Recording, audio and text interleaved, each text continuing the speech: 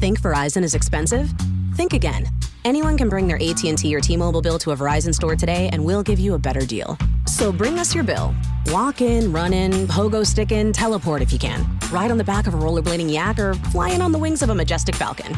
Any way you can, bring your AT&T or T-Mobile bill to a Verizon store today and we'll give you a better deal on the best network. Based on RootMetrics best overall mobile network performance, U.S. second half 2025. All rights reserved. Must provide very recent postpaid consumer mobile bill in the name of the person redeeming the deal. Additional terms, conditions, and restrictions apply. So you're saying with Hilton Honors, I can use points for a free night stay anywhere? Anywhere.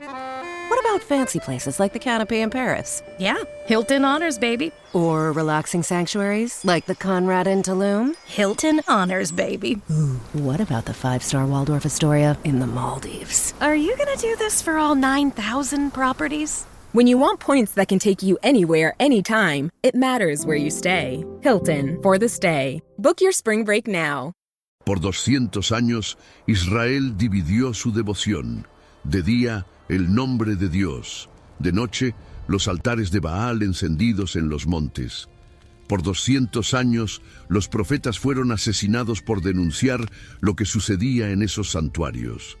Por 200 años, el silencio fue interpretado como tolerancia, hasta que cayó el fuego.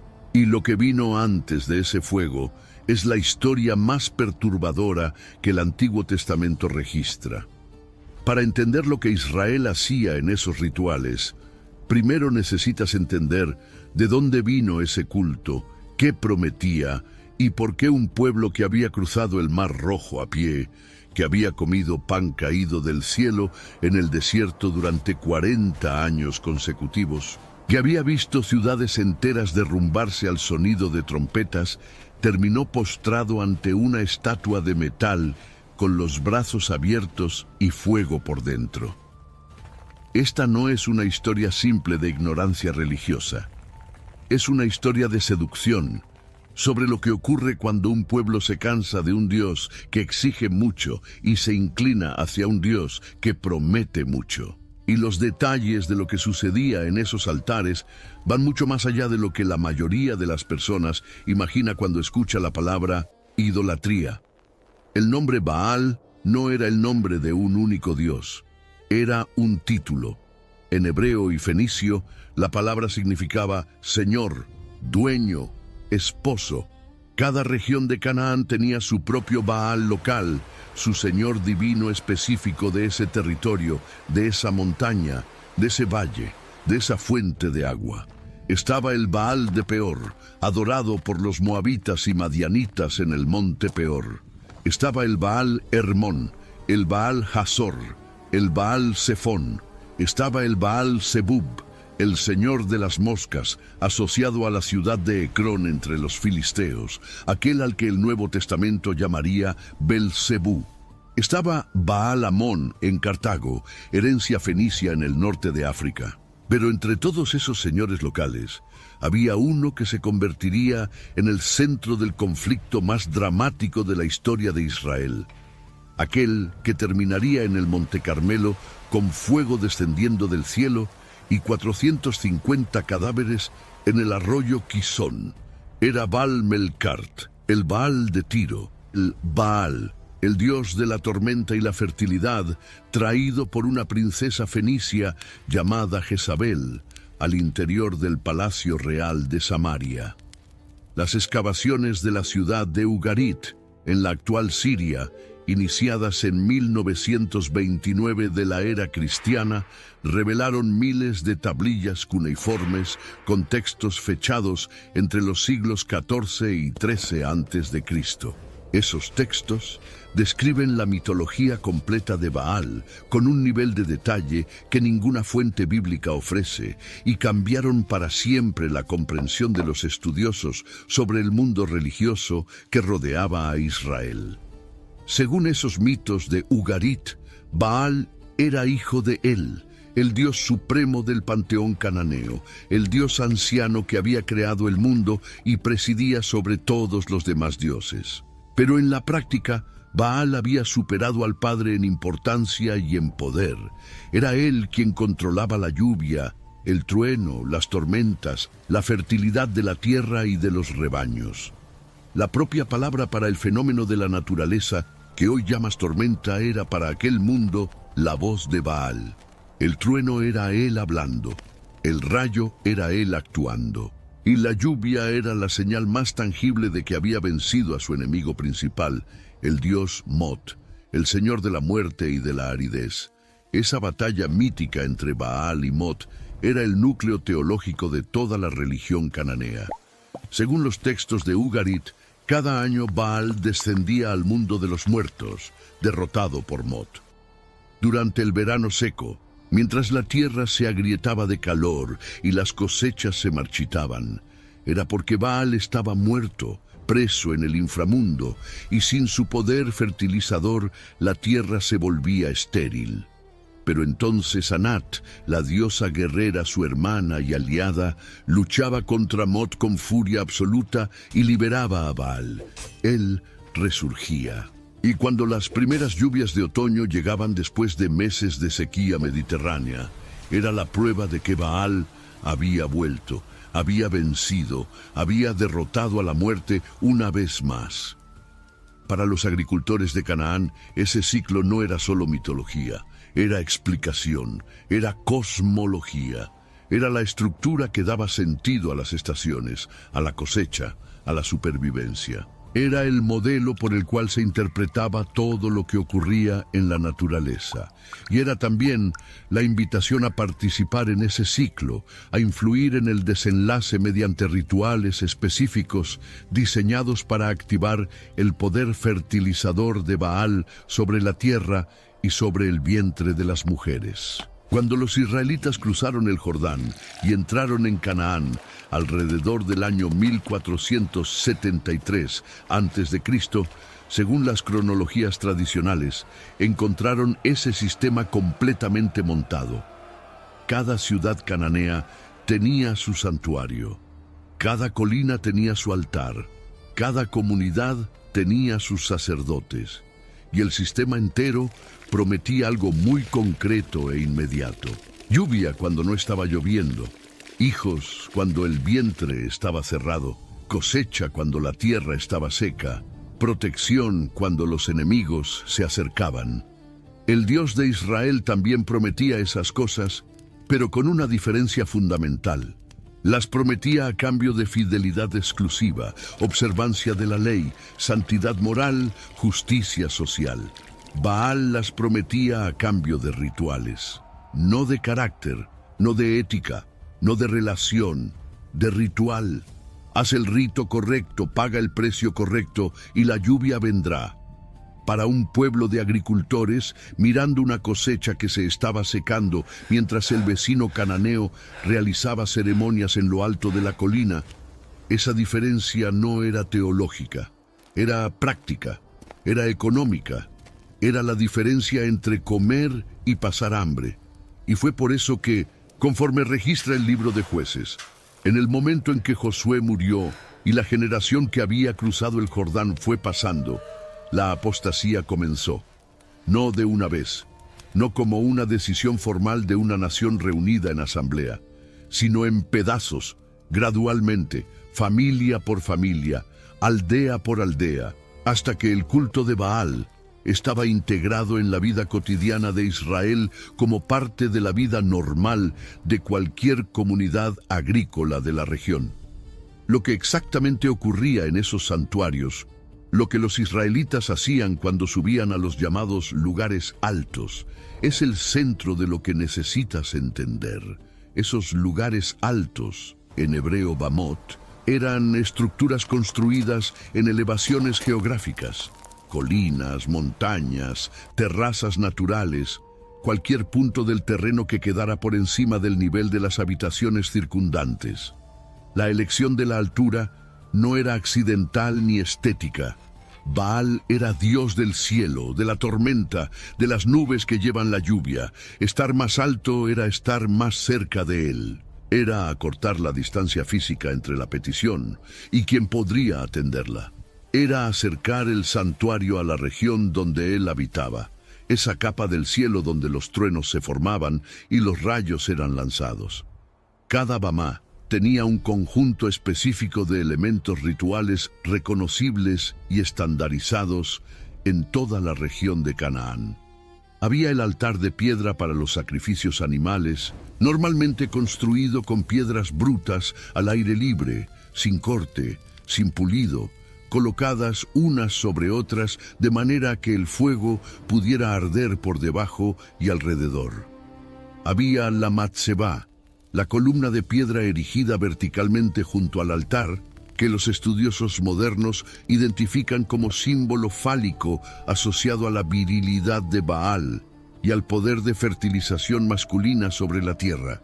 Había la Asherá, el poste sagrado de madera tallado que representaba a la diosa Asera, compañera de Baal, divinidad de la fertilidad femenina, madre de los dioses, aquella cuya presencia complementaba la virilidad de Baal con la receptividad de lo femenino. Y había el pedestal incensario, donde las ofrendas de humo aromático. This episode is brought to you by MGM Plus. From and its Horrors returns for Season 4, centered around a town that traps all those who enter. Terrifying creatures that come out at night. Horrors some wished had stayed buried, where desperate hope leads to darker truths. Dangerous new arrivals, a sinister figure, a shocking revelation. From Season 4 premieres April 19th on MGM Plus. Some doors should remain closed. Subían continuamente como comunicación permanente con lo divino, día y noche, como un canal abierto entre lo humano y lo sagrado. La diosa Asera merece atención especial porque frecuentemente es olvidada cuando se habla del culto de Baal, pero era inseparable de él. Era la pareja, la consorte, la complementación femenina del sistema de fertilidad. Excavaciones arqueológicas en innumerables sitios de Israel encontraron pequeñas estatuillas de terracota que representan una figura femenina con los senos exagerados, que los arqueólogos identifican como imágenes de Asera usadas en el culto doméstico. Esas figurillas eran encontradas no solo en los santuarios públicos, sino dentro de las casas. Eran objetos de devoción familiar, usados por mujeres en rituales vinculados al embarazo, el parto, la lactancia, la supervivencia de los bebés en el primer año de vida. Jeremías, capítulo 7, versículo 18, describe a las familias enteras involucradas en el culto. Los hijos juntan leña, los padres encienden el fuego, las mujeres amasan la masa para hacer tortas para la reina del cielo. La reina del cielo era Asera, y el culto a ella era un asunto de familia, con cada miembro teniendo un papel definido dentro del ritual. Dentro o cerca de los santuarios Bamot había una categoría de personas que los textos bíblicos llaman Kedeshim y Kedeshot, palabras en masculino y femenino. La raíz hebrea de ambas palabras es Kadosh, que significa separado, consagrado, santo. Eran los hombres y mujeres prostitutas sagrados, los consagrados al servicio de fertilidad ritual dentro del complejo del santuario. La traducción parece paradójica, prostitución y santidad en el mismo término, pero la lógica interna del sistema tenía coherencia propia. El acto sexual, dentro del contexto del culto de Baal y Asera, no era profano, era imitación sagrada, era mímesis ritual. Si Baal se unía a Asera para fertilizar el mundo, y si la lluvia y la cosecha eran consecuencia de esa unión divina, entonces la unión humana realizada en el espacio sagrado era una forma de inducir esa unión cósmica, de imitar en el plano humano lo que se quería que ocurriera en el plano divino. Era una teología de la simpatía mágica. Lo que haces abajo, el cielo lo repite allá arriba. Primero de Reyes, capítulo 14, versículos 23 y 24, registra con precisión incómoda que Judá se edificó lugares altos y columnas y postes sagrados en todo monte alto y debajo de todo árbol verde, y también había prostitutos rituales en la tierra.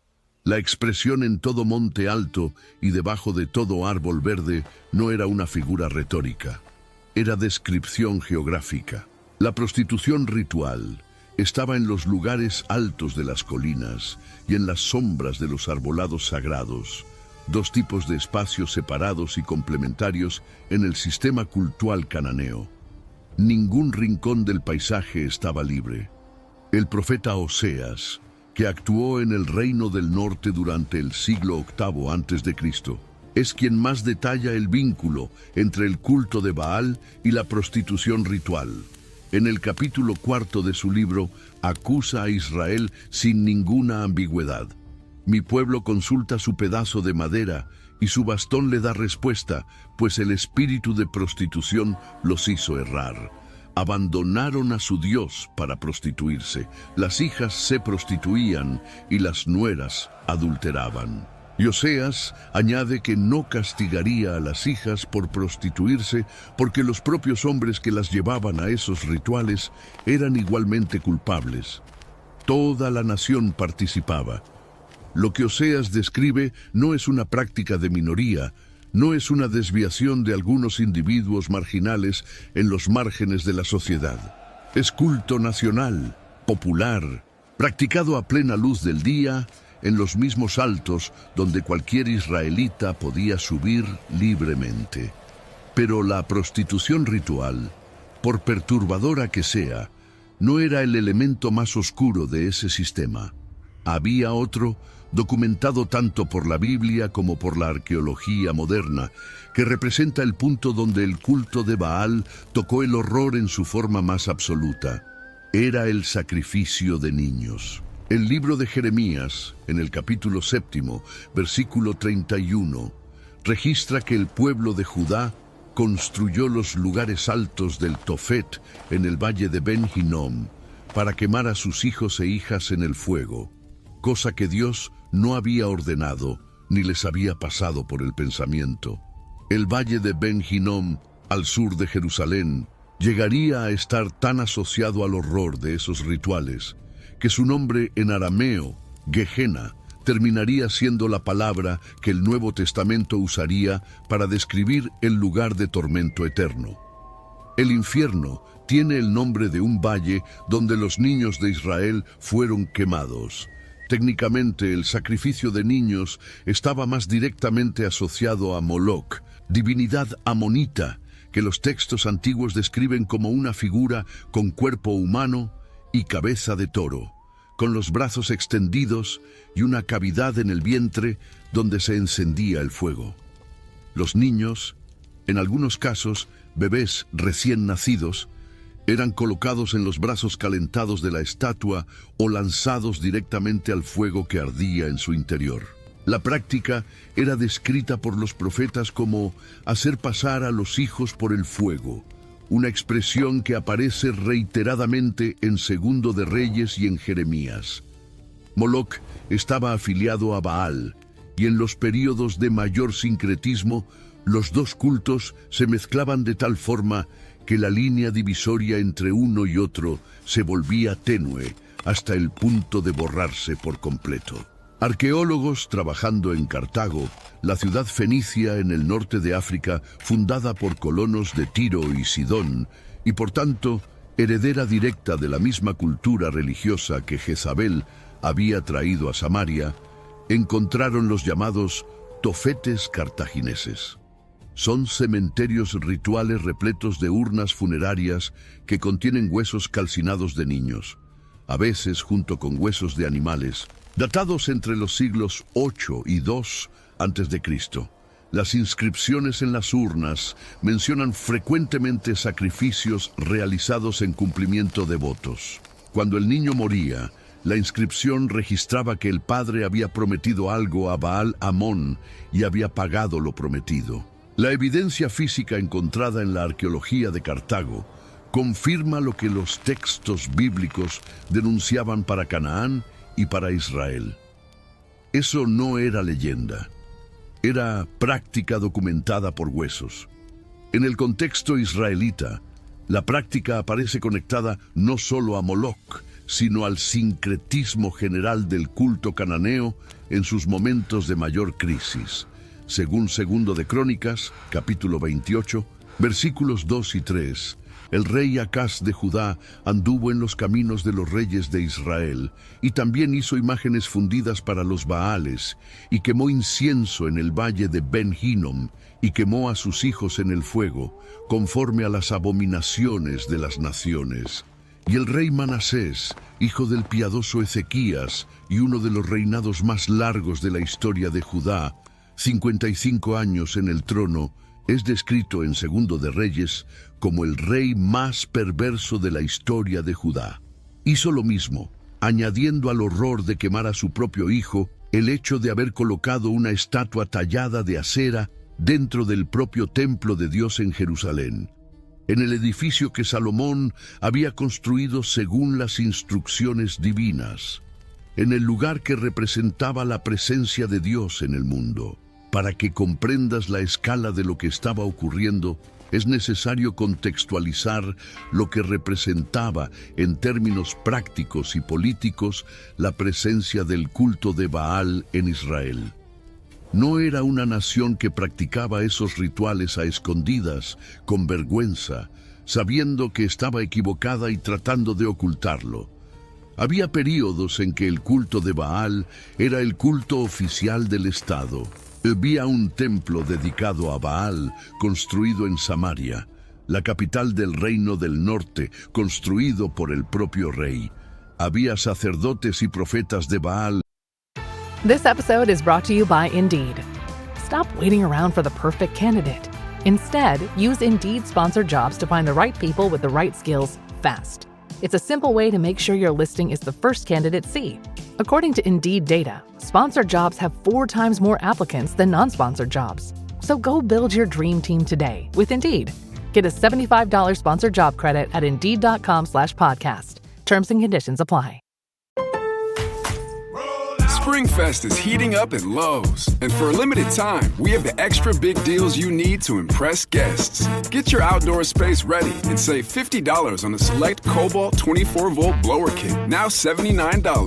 Plus, save $80 on a Charbroil Performance 4-burner grill, now $199. It's springtime, and our best lineup is here at Lowe's. Valid through 4/13. While supplies last. Selection varies by location. Financiados con recursos del tesoro real. Jezabel, la reina de Israel, sostenía a 450 profetas de Baal y a 400 profetas de Asera directamente de la mesa del palacio, como registra Primero de Reyes, capítulo 18, versículo 19. Una estructura religiosa de 850 personas dedicadas íntegramente al mantenimiento y propagación de ese culto, costeadas con recursos públicos, viviendo de los impuestos pagados por el propio pueblo de Israel. Al mismo tiempo, los profetas de Dios eran perseguidos. Jezabel había lanzado una persecución sistemática para eliminar cualquier voz que se opusiera a Baal. Primero de Reyes, capítulo 18, versículos 3 y 4, registra que el profeta Abdías había escondido a 100 profetas del Señor en 2 cuevas, 50 en cada una, sustentándolos con pan y agua en secreto, arriesgando su propia vida por ello. Mientras 850 sacerdotes de Baal cenaban en el palacio a costa del erario público, los siervos de Dios se escondían en cuevas para sobrevivir. Las proporciones son elocuentes. El culto oficial tenía infraestructura, financiamiento, protección real. La fidelidad a Dios se había convertido en acto de resistencia clandestina. ¿Qué hacían exactamente esos sacerdotes y profetas de Baal en sus rituales? La respuesta más vívida está en la escena del Monte Carmelo, en Primero de Reyes, capítulo 18. Elías desafía a los 450 profetas de Baal a un enfrentamiento público. Cada bando prepararía un altar con un buey sacrificado en pedazos. No pondrían fuego con sus propias manos. Clamarían a su Dios, y el Dios que respondiera con fuego sería reconocido como el único Dios verdadero. Los profetas de Baal comienzan desde temprano en la mañana. claman el nombre de Baal desde la mañana hasta el mediodía, danzando alrededor del altar que habían preparado. El texto hebreo original usa una palabra específica para describir esa danza, pisahim, que lleva la idea de moverse en saltos irregulares, de cojear en ritmo, una danza extática de naturaleza frenética, no una danza celebrativa ni contemplativa, sino una danza de invocación desesperada, el cuerpo entero en movimiento como antena humana, tratando de captar la respuesta de una divinidad que permanecía en silencio. Al mediodía, cuando no hubo ninguna respuesta al clamor de horas, Elías los ironizó: «Clamad en voz alta, pues es un Dios. Quizás esté meditando u ocupado, o de viaje, o dormido, y necesite ser despertado». La ironía era teológica y también brutal, y entonces, estimulados por el desafío, los profetas de Baal intensificaron el ritual hasta su nivel más extremo. Clamaron en voz alta y se cortaron con espadas y lanzas conforme a su costumbre, hasta que la sangre corría sobre ellos. La expresión conforme a su costumbre es devastadora. No era una acción de desesperación improvisada, era protocolo. Era la siguiente parte del ritual cuando las otras partes no habían funcionado. La automutilación intencional no era histeria descontrolada. Era la capa más profunda del sistema sacrificial, la ofrenda de la propia sangre del sacerdote como argumento irrechazable, como deuda que el Dios tendría que honrar. En las religiones extáticas del Oriente Próximo antiguo, ese tipo de comportamiento estaba documentado con frecuencia en diferentes culturas. El trance inducido por el dolor, por el ritmo de tambores sostenido durante horas, por movimientos repetitivos que agotaban el cuerpo progresivamente, llevaba a los participantes a estados alterados de conciencia que eran interpretados como contacto con lo divino, como posesión temporal por el espíritu de la divinidad. Los profetas de Baal en el Carmelo no eran principiantes nerviosos realizando un ritual por primera vez. Eran especialistas en un sistema que había funcionado, o al menos había parecido funcionar, durante décadas. Eran profesionales del éxtasis sagrado, y en el Carmelo, ante todo el pueblo de Israel reunido, ese sistema encontró su límite absoluto. El frenesí duró hasta la hora de la ofrenda de la tarde. La Biblia registra que no hubo voz, ni quien respondiera, ni quien atendiera.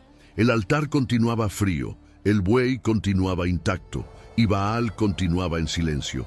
Entonces Elías se acercó, llamó al pueblo cerca, reconstruyó el altar del Señor que había sido destruido usando 12 piedras, una por cada tribu de Israel.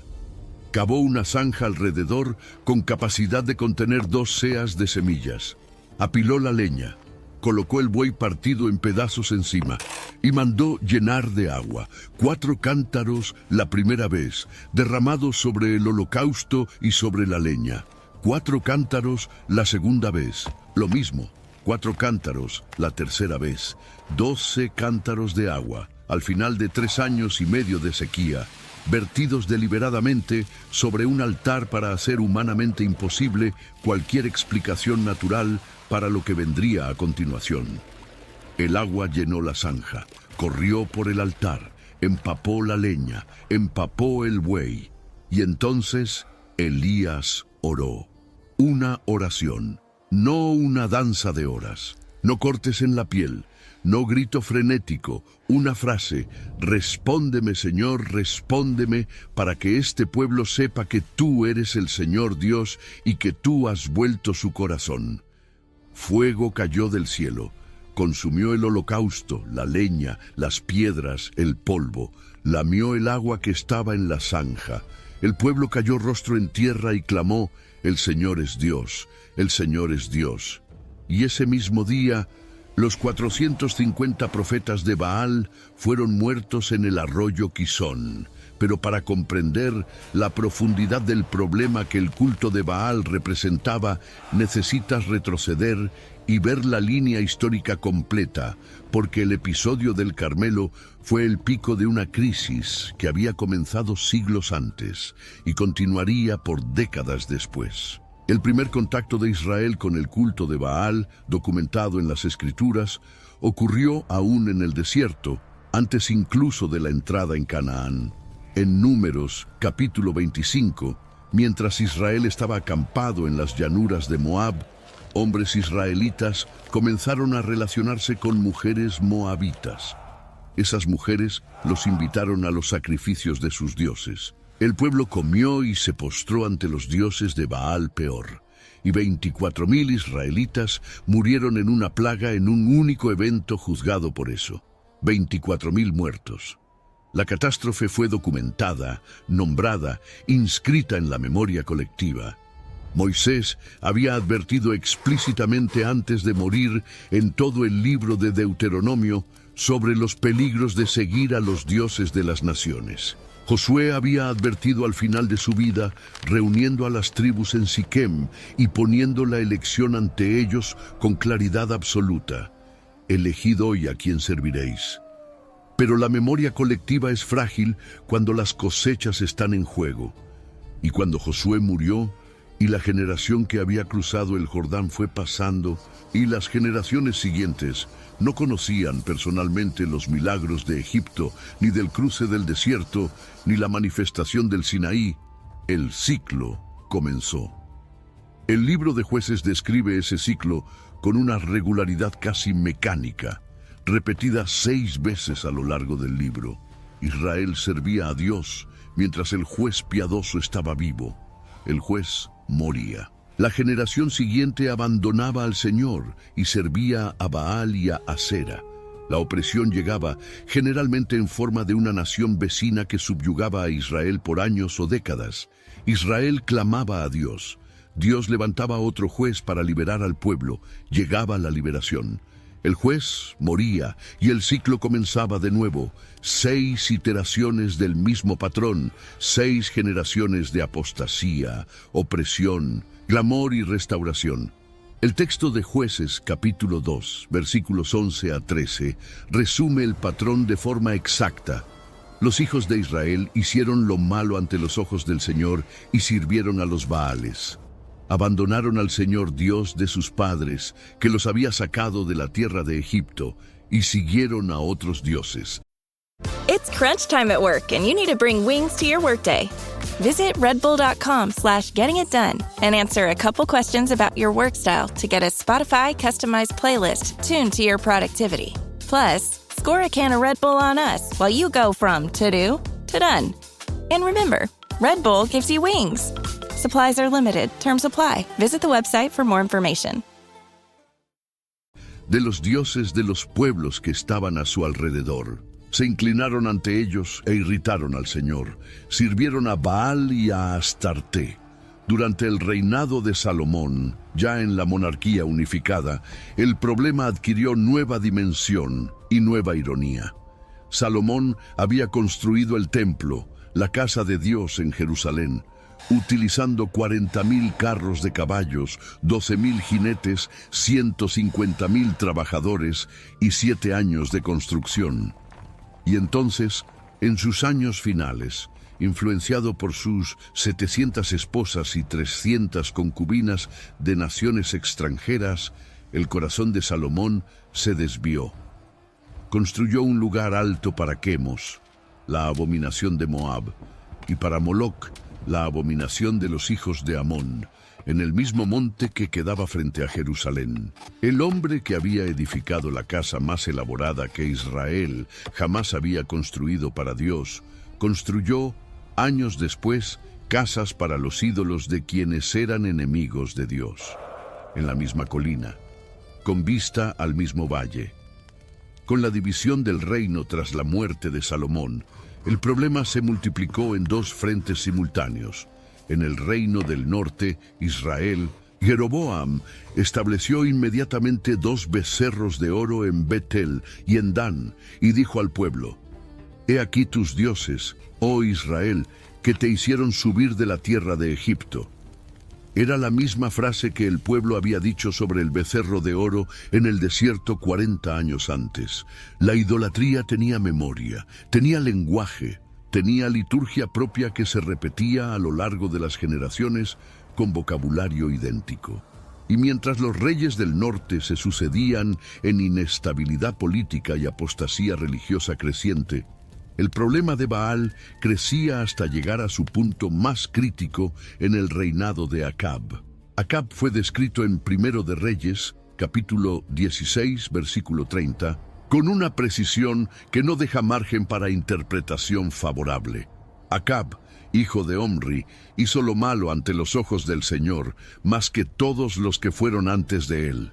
Era el peor de todos los reyes malos que Israel había tenido hasta ese punto de la historia. Y el instrumento principal de su apostasía tenía nombre, origen y agenda claros.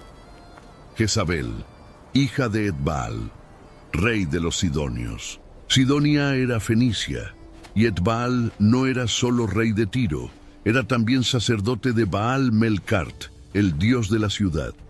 Jezabel había crecido dentro del sistema sacerdotal de Baal como hija del sumo sacerdote y rey al mismo tiempo. No era una creyente casual ni una política que usaba la religión como herramienta. Era una devota fervorosa de una tradición religiosa sofisticada y poderosa. Cuando llegó a Samaria como reina de Israel, no vino solo con sus pertenencias personales, vino con su religión, con sus 450 sacerdotes, con sus recursos y con la determinación absoluta de hacer de Baal el dios oficial de Israel.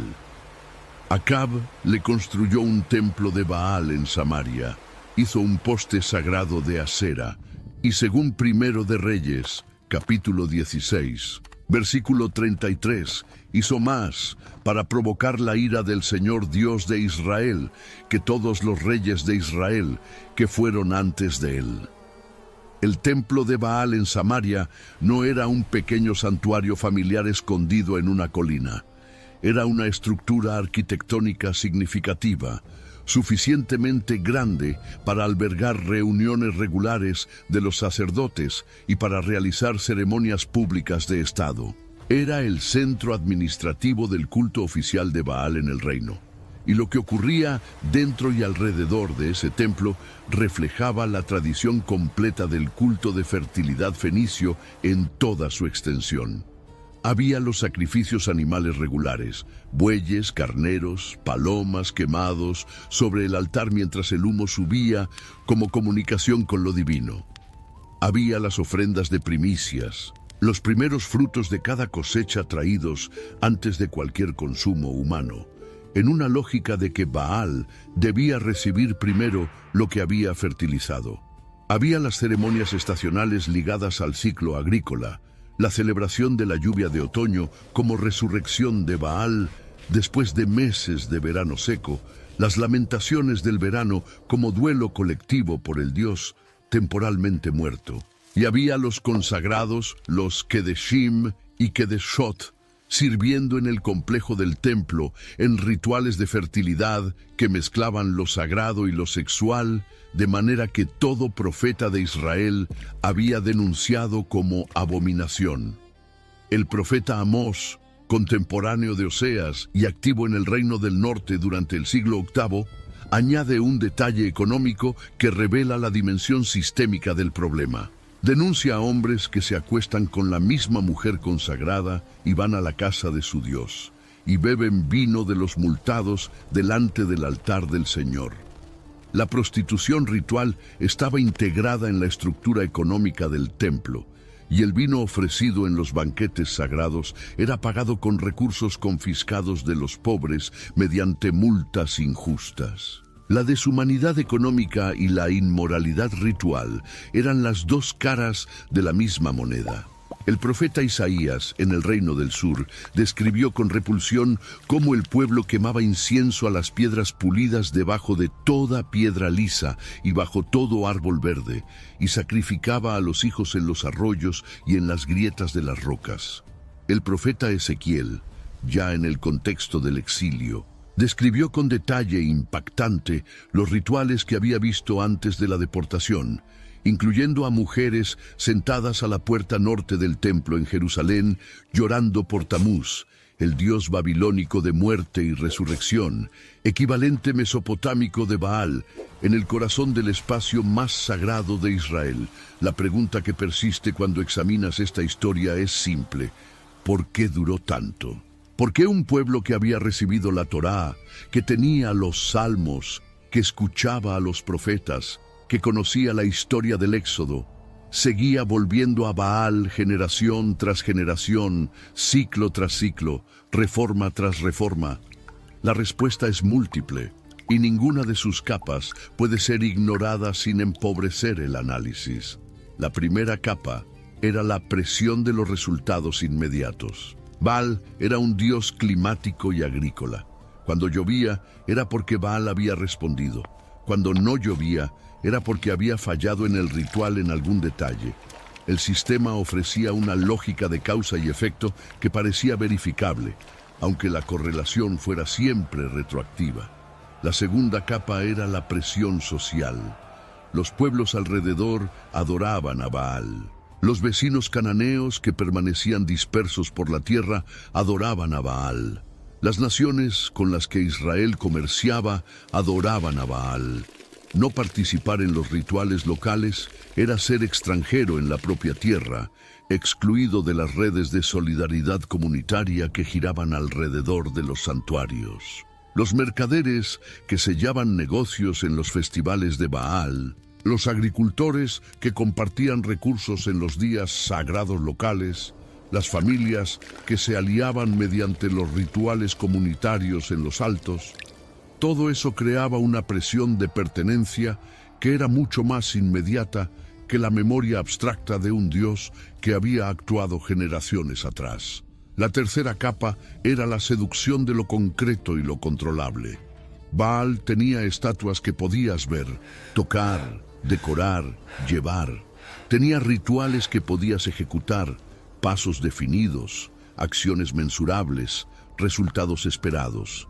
El Dios de Israel prohibió las imágenes, prohibió las representaciones visibles, habitaba en nube y fuego y voz. Era radicalmente invisible, radicalmente trascendente, radicalmente incomparable a cualquier cosa en el cielo o en la tierra.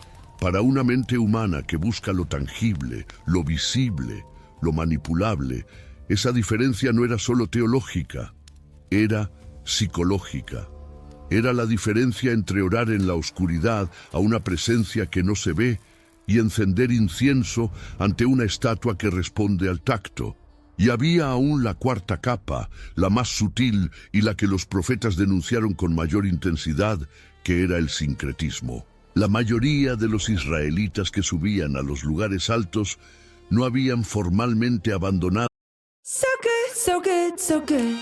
New markdowns up to 70% off are at Nordstrom Rack stores now. And that means so many new reasons to rack. Because I always find something amazing. Just so many good brands. Because there's always something new. Join the Nordy Club to unlock exclusive discounts, shop new arrivals first, and more. Plus, buy online and pick up at your favorite Rack store for free. Great brands, great prices. That's why you rack. Good things come in fours, like ukulele strings, boy band members, and PayPal Pay in 4. No fees, no interest, no impact on your credit score. Just the flexibility to pay the way that works for you. Strum it, hum it, pay it in 4. Tap the banner to learn more. Subject to approval. Learn more at paypal.com/payin4. PayPal Inc. NMLS 910457. Al Dios de Israel. Seguían usando el nombre de Dios en los juramentos, seguían reconociendo el templo en Jerusalén, seguían participando en las fiestas prescritas por la Torá. Lo que habían hecho era añadir. Añadieron a Baal para los asuntos agrícolas, añadieron a Asera para la fertilidad familiar, añadieron los rituales sexuales en los santuarios locales para garantizar la cosecha. Era una religión de cobertura completa, como una cartera diversificada de garantías divinas. y fue exactamente esa lógica la que Elías confrontó en el Monte Carmelo con la frase más directa que cualquier profeta de Israel había pronunciado. ¿Hasta cuándo cojearéis entre dos pensamientos? Después de la purga del Carmelo, el culto de Baal no desapareció inmediatamente. Jezabel seguía viva y seguía siendo reina, jurando venganza contra Elías. Y cuando el profeta huyó al desierto en colapso emocional y físico, fue Dios quien lo encontró en una cueva del monte Horeb, no en el viento fuerte que hacía temblar las montañas, no en el terremoto, no en el fuego, sino en una voz apacible y delicada, y en esa voz una información que el profeta derrotado no sabía. Todavía había 7,000 en Israel que no habían doblado las rodillas ante Baal y cuyos labios no lo habían besado. 7,000 en una nación que había entregado su culto oficial, que tenía el templo de Baal en la capital, que sostenía a 850 sacerdotes idólatras con impuestos públicos. Todavía había 7,000 que resistían en silencio, sin que nadie lo supiera, sin que ningún profeta hubiera registrado sus nombres, sin que ningún censo los hubiera contado. La purga definitiva del culto de Baal en el reino del norte vendría décadas después con el rey Jehú. Ungido proféticamente para destruir la casa de Acab, Jehú mató a Joram, hijo de Acab, con una flecha que atravesó su corazón. Mató a Ocosías, rey de Judá que estaba de visita, y después fue hasta Jezreel, donde estaba Jezabel. Jezabel, al ser informada de que Jehú llegaba, se pintó los ojos y se arregló el cabello y miró por la ventana. Jehú ordenó que la arrojaran de allí. 2 o 3 oficiales la arrojaron por la ventana. Ella murió. Los caballos pasaron sobre ella, y cuando mandaron enterrarla, no encontraron nada más que el cráneo, los pies y las palmas de las manos. Exactamente como el profeta Elías había anunciado años antes, mientras ella todavía estaba en pleno poder y perseguía a los siervos de Dios. Y entonces Jehú convocó a todos los adoradores de Baal de Israel a una gran asamblea en el templo de Baal en Samaria, anunciando que Acab había servido poco a Baal, pero que él serviría mucho. Era una trampa. Los sacerdotes vinieron, los profetas vinieron, los adoradores vinieron. Cuando el templo estaba lleno de primero a último, Jehú bloqueó las salidas, los ejecutó a todos. El templo fue demolido. Segundo de Reyes, capítulo 10, versículo 27, registra que lo demolieron y lo convirtieron en letrinas hasta el día de hoy. El templo, donde Jezabel había instalado el culto oficial de Baal en Israel, terminó como fosa sanitaria. La ironía del registro histórico es severa y deliberada. En el reino del sur, Judá, el ciclo continuó por más tiempo. Reformas y apostasías se alternaban al ritmo de los reinados. Ezequías hizo reformas profundas, destruyendo los lugares altos, quebrando las columnas, cortando los postes sagrados, destruyendo incluso la serpiente de bronce que Moisés había hecho en el desierto, llamada Neustán, porque el pueblo había comenzado a quemar incienso ante ella. Josías, décadas después, hizo la reforma más radical de toda la historia de Judá, quebrando todos los altares de Baal en todo el territorio, profanando el Tofet en el valle de Ben Hinnom, para que ningún niño más fuera pasado por el fuego, demoliendo los cuartos de los consagrados que estaban dentro de la propia casa del templo, donde las mujeres tejían ropas para Asera. Pero Manasés había pasado 55 años revirtiendo todo lo que Ezequías había hecho, y las consecuencias de décadas de apostasía nacional profunda no desaparecían con la reforma de un rey. En 586 a.C., Nabucodonosor invadió Jerusalén por última vez. El templo fue quemado, las murallas de la ciudad fueron demolidas. La mayor parte de la población fue deportada a Babilonia. Y según Segundo de Reyes, capítulo 17, La explicación que el texto bíblico ofrece para el fin del reino del norte décadas antes y que se aplicaba igualmente al sur era precisa y directa. Israel había abandonado todos los mandamientos del Señor su Dios. Habían adorado a todo el ejército del cielo y servido a Baal, y el juicio había llegado. El exilio babilónico produjo algo que siglos de profetismo no habían conseguido producir de forma duradera: la cura definitiva de la idolatría. Los judíos que volvieron de Babilonia en el siglo VI a.C. eran un pueblo transformado en su relación con la imagen y el ídolo, radicalmente monoteísta, incapaz de recaer en la adoración de objetos visibles. La paradoja era que el contacto con una gran civilización pagana, Babilonia, que curiosamente practicaba adivinación y astrología, pero no el sacrificio humano en sus rituales principales, había eliminado la atracción por el politeísmo cananeo, de manera que siglos de reforma interna no habían conseguido. No hubo ninguna mención más de adoración a Baal después del retorno del exilio. El culto que había resistido por 900 años simplemente desapareció. Las estatuas de Baal están en museos hoy, catalogadas, numeradas, estudiadas.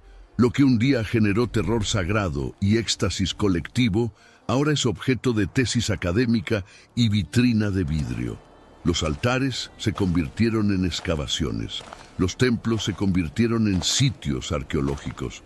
Los Bamot, los lugares altos que Israel construyó en cada colina, son hoy coordenadas geográficas en bases de datos de universidades de arqueología bíblica. Las Matzebot, las columnas de piedra que representaban la virilidad de Baal, están en galerías de museos en Jerusalén, en Londres, en Nueva York, con etiquetas descriptivas y número de inventario. Las pequeñas estatuillas de acera, recuperadas por miles en excavaciones de casas israelitas, están en cajas de almacenamiento de clima controlado en institutos de investigación. Las urnas cartaginesas con huesos calcinados de niños están detrás de vidrios templados con iluminación discreta. Pero los textos que denunciaron esos rituales todavía son leídos por miles de millones de personas. Los profetas que fueron perseguidos por rechazarlos, Elías escondido en cuevas, Jeremías arrojado en una cisterna, Amós expulsado del santuario real de Betel. Esos hombres todavía tienen sus nombres pronunciados en voz alta. Sus palabras todavía circulan, todavía son estudiadas, todavía dividen corazones y provocan conversaciones en idiomas que no existían cuando fueron dichas. Y las preguntas que hicieron sobre qué merece devoción, sobre qué es real y qué es ilusión, sobre el precio de la lealtad dividida, sobre si es posible servir al Dios que libera mientras se sirve al Dios que satisface, esas preguntas no fueron a ningún museo. Baal no sobrevivió al tiempo. La pregunta que él planteó sobrevivió.